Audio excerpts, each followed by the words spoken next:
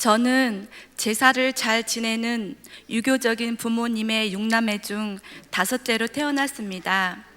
순하고 순종적이며 남을 먼저 생각하는 성격 탓으로 착하다는 소리를 들으며 자랐습니다.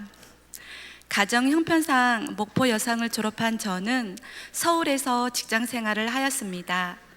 그러던 중 동갑내기 남편을 만났습니다. 심성이 착하게 보였고 저를 변함없이 사랑해 줄 것 같았습니다. 남편은 번듯한 직장도 없고 시댁의 경제적인 형편도 어려웠습니다. 친정 식구들의 반대에도 불구하고 결혼했습니다. 결혼과 동시에 저는 홀시아버님을 모시고 시동생과 함께 살며 직장 생활을 했습니다. 가진 게 별로 없었던 남편은 사업을 해서 짧은 기간에 많은 돈을 벌기 원했습니다. 그래서 오로지 사업에만 매달렸습니다. 가진 돈이 없는데 어떻게 사업이 될까 싶었지만 그래도 남편을 믿었습니다. 그러다 제가 큰 아이를 낳고 직장을 그만둔 후에는 남편이 사업을 포기하고 직장 생활을 해주기를 바랬습니다. 아이들의 옷도 필요하고 기저귀도 필요하고 분유도 필요하고 병원비도 필요했습니다. 그러나 남편은 가정의 역할을 충실히 하지 않았습니다. 부부싸움은 잦아지게 되었습니다. 저의 아르바이트와 친정 언니들에게 빌린 돈으로 근근히 버티며 좋은 날이 오겠지 하며 살다가 아파트에서 쫓겨나게 되었습니다. 저에게 있어서 남편은 더 이상 남편이 아닌 사람처럼 느껴졌습니다. 매일 마주치며 산다는 게 너무 힘이 들었습니다. 그러던 중 동갑내기 남편은 38살에 간암 판정을 받았습니다. 돌아가신 시어머니에게서 물려받은 비형 간염이 원인이 되어 남편의 간은 이미 심각한 간경화 상태였고 간암이 생겨 8개월이란 시한부 판정을 받게 되었습니다.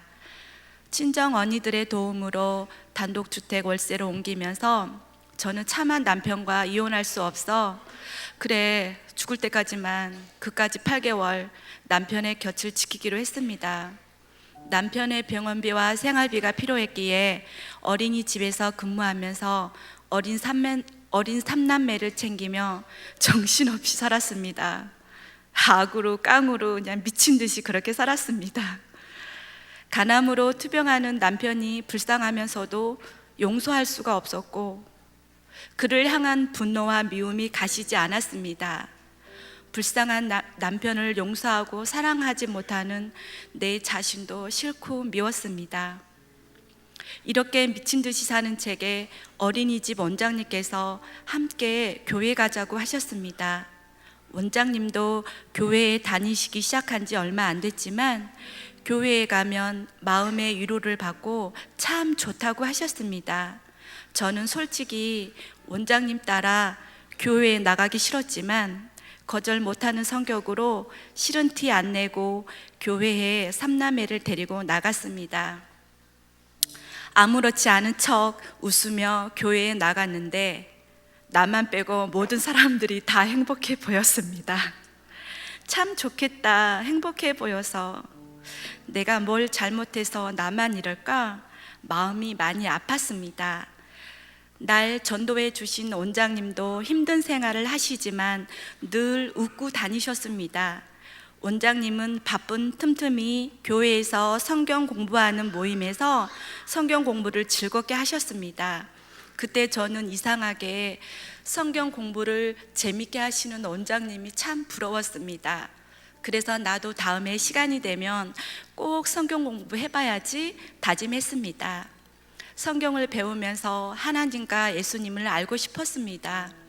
그러던 중 남편은 제 곁을 떠나고 말았습니다. 친정 부모님께도 나는 이제 하나님 믿으니까 열심히 교회를 다닐 거라고 말했습니다. 저는 교회에 나와 예배를 드리면서 많이 울었습니다. 목사님 설교 말씀에도 울고 찬양을 하면서도 울고 기도하면서도 울고 교회 화단에 핀 꽃들을 보고도 울었습니다. 얼마나 많이 울었는지 모릅니다. 그렇게 많이 울었는데도 눈물은 계속해서 나왔습니다. 경제적으로 어려운 내 처지가 속상하고 앞으로 어린 삼남매를 키워야 하는 것도 불안하고 두려웠습니다. 하지만 무엇보다도 죄악 덩어리인 제가 믿고 의지할 분은 예수님밖에 없음을 깨달았습니다. 저는 예수님을 저의 나침반 삼기로 했습니다.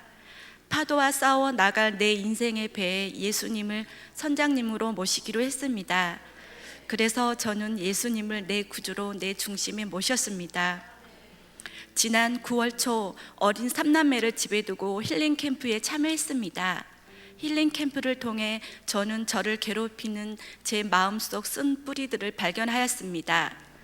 착한 아이로 사랑받고 싶었던 어린 시절, 숨닿지 않았던 결혼 생활, 말로 표현할 수 없었던 경제적 어려움, 무기력하게 지켜봐야 했던 남편의 간암 투병 생활, 아픈 남편을 용서하지 못하고 사랑하지 못한 나의 고집들, 그리고 어린 삼남매에 대한 집착들, 그것을 인정하고 주님 앞에 내려놓았습니다. 제가 할 수 있는 게 아무것도 없음을 주님께 고백하고 도와달라고 울면서 기도했습니다. 목사님께서 제 머리 위에 손을 얹고 기도해 주실 때 이해할 수 없는 평안과 기쁨이 넘쳐났습니다. 힐링 캠프를 마치고 집에 돌아오니 삼남매가 저를 껴안으며 반겨주었습니다. 제가 없는 동안 삼남매는 서로 의지하며 저를 기다릴 만큼 많이 자라 있었습니다. 그래, 내게 남겨진 삼남매를 주님의 자녀로 키워야지. 밖에는 여전히 비가 내리고 있었지만 이 또한 지나가리라 라는 생각이 들었습니다. 신앙생활이 계속되면서 슬픔의 눈물은 줄어들었고 기쁨의 눈물, 하나님의 사랑이 느껴지는 흐르는 감사의 눈물이 흐르게 되었습니다. 두려움이 변하여 평안이 찾아왔습니다. 매주일마다 교회에 나와 예배드리는 것도 좋고 설교 말씀 듣는 것도 좋고 교회에서 점심 먹는 것도 좋고 셀에서 여러 셀 지기들과 교제하는 것이 너무도 좋습니다. 이제는 제 입에서 이런 노래도 흘러나옵니다. 날 구원하신 주 감사, 모든 거 주심 감사, 지난 추억이네 감사, 주 내 곁에 계시네. 향기로운 봄철에 감사, 외로운 가을날도 감사, 사라진 눈물도 감사, 나의 영혼 평안해.